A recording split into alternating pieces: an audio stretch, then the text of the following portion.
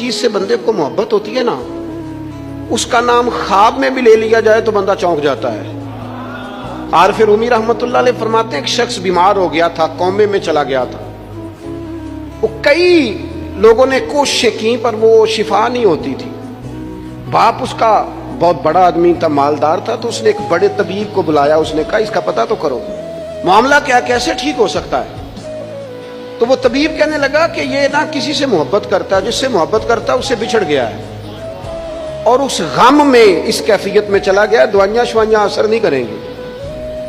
तो वो कहने लगा हमें तो पता भी कोई नहीं किससे इसका प्यार है, किस दोस्त की, किस महबूब की जुदाई में ये परेशान है, तो कैसे पता करें। तो वो तबीब सियाना था, उसने कहा ये कौन कौन से मुल्कों में जा चुका है। उसने मुल्कों के नाम लिए तो उस तबीब ने ना उसके कान में उन सारे मुल्कों का जिक्र किया। जब वो वाला मुल्क आया ना तो हल्का सा चौंका वो।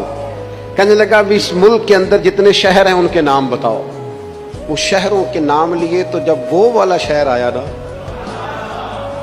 तो वो जरा थोड़ा सा ना और चौंका। कुछ उसने अब हाथ पैर भी हिलाने शुरू किए। कहने लगा अब उस शहर के अंदर जितने मोहल्ले हैं ना उन मोहल्लों के नाम लो। अब जो एक एक करके मोहल्ले के नाम लेने लगे तो जब वो वाला मोहल्ला आया ना, शहर बगदाद की ये निशानी, उच्चियां लम्मियां चीरा, शहर बगदाद दे टुकड़े मंगसा ते करसा मीरा मीरा। आरिफ रूमी कहते हैं वो जब उस मोहल्ले का नाम आया ना तो वो पूरा चौंक गया।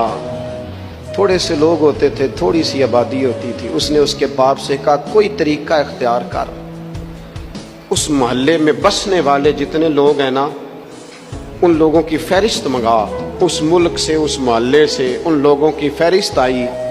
जब एक एक नाम बोले जाने लगे और जब नाम आया ना महबूब का, ना इल्मा विच फसा सानू तो यार दी गल सुना।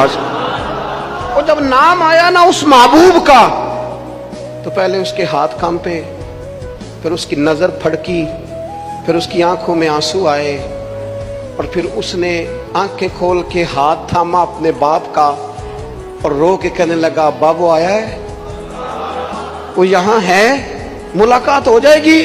से समझ आ गई इसकी शिफा कहां है।